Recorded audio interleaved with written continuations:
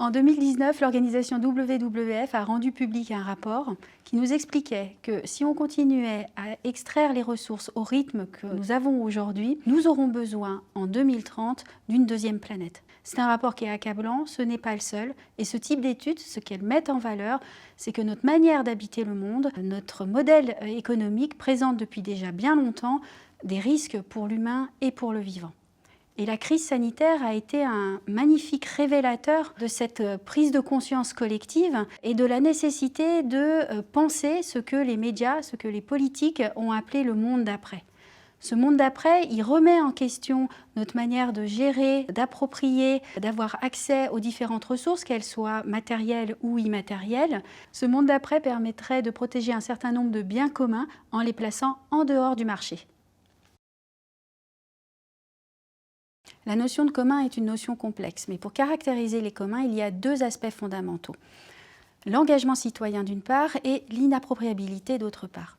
Sur la question de l'engagement, il faut remonter aux travaux d'Elinor Ostrom, la politiste américaine qui a eu le prix Nobel d'économie en 2009 et qui a démontré qu'il existe une multitude de communautés d'usagers, des communautés d'intérêt, qui se constituent pour créer ou gérer un certain nombre de ressources. Ces ressources peuvent être matérielles ou immatérielles.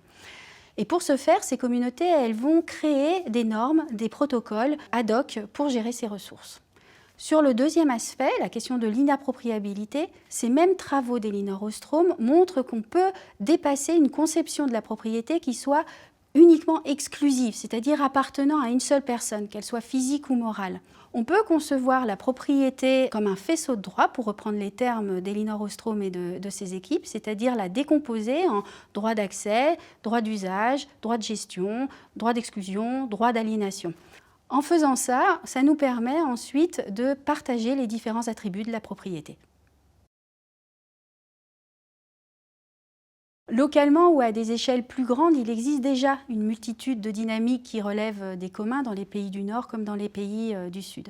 Et elles s'attaquent à des enjeux divers, des enjeux écologiques, des enjeux économiques, sociaux, culturels, démocratiques. Alors je pense par exemple aux AMAP qui permettent de relier les agriculteurs avec les consommateurs. Elles sont près de 3000 en France. Je pense aussi à l'open source et à toutes les plateformes collaboratives comme Wikipédia ou comme OpenStreetMap. On peut aussi penser à tous ces communs qui travaillent pour l'intérêt général comme Enercoop ou les territoires zéro chômeur.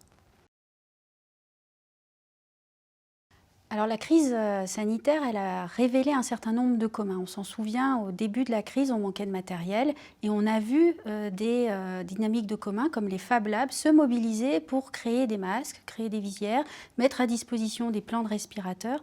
Et ils nous ont beaucoup interpellés, ils nous ont bousculés, ils ont bousculé nos modèles juridiques, nos modèles économiques, nos modèles politiques, en mettant en avant des principes de solidarité horizontale, des principes de non-appropriabilité du travail qui était effectué et des connaissances qui étaient produites.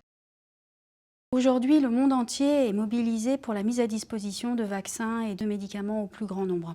Et il y a un débat qui se cristallise dans la presse autour de la question des brevets. Faut-il mettre des brevets pour encourager l'innovation au sein des laboratoires pharmaceutiques ou au contraire, faut-il proscrire les brevets pour permettre l'accès au plus grand nombre ? Sur cette question de la propriété intellectuelle, le droit des communs est très intéressant à mobiliser parce qu'il nous permet de dépasser ce clivage et de s'interroger plutôt à quels sont les droits qu'on souhaite préserver et du coup quels sont les accords qu'il va falloir mettre en place entre les laboratoires pharmaceutiques, les autorités publiques, mais aussi les médecins, les patients. Et ce pas de côté n'est pas du tout utopique. On a déjà vu sur d'autres maladies des accords de ce type se mettre en place entre des laboratoires pharmaceutiques comme Sanofi et des structures comme la Fondation Initiative Médicaments pour les maladies négligées, dit NDI. Et par ces accords, le laboratoire pharmaceutique cède une partie, pas tout, mais une partie de ses droits sur certaines molécules et pour certains usages. Donc on l'a vu, hein, ces initiatives qui relèvent de communs sont foisonnantes, elles sont porteuses d'espoir, elles sont porteuses d'optimisme par toutes les innovations, les solutions qu'elles pensent sur les territoires, qu'elles mettent en œuvre, qu'elles testent. Mais ce sont aussi des initiatives qui peuvent être fragiles puisqu'elles sont isolées, elles ont des modèles économiques qui sont quand même beaucoup basés sur le bénévolat et sur le don.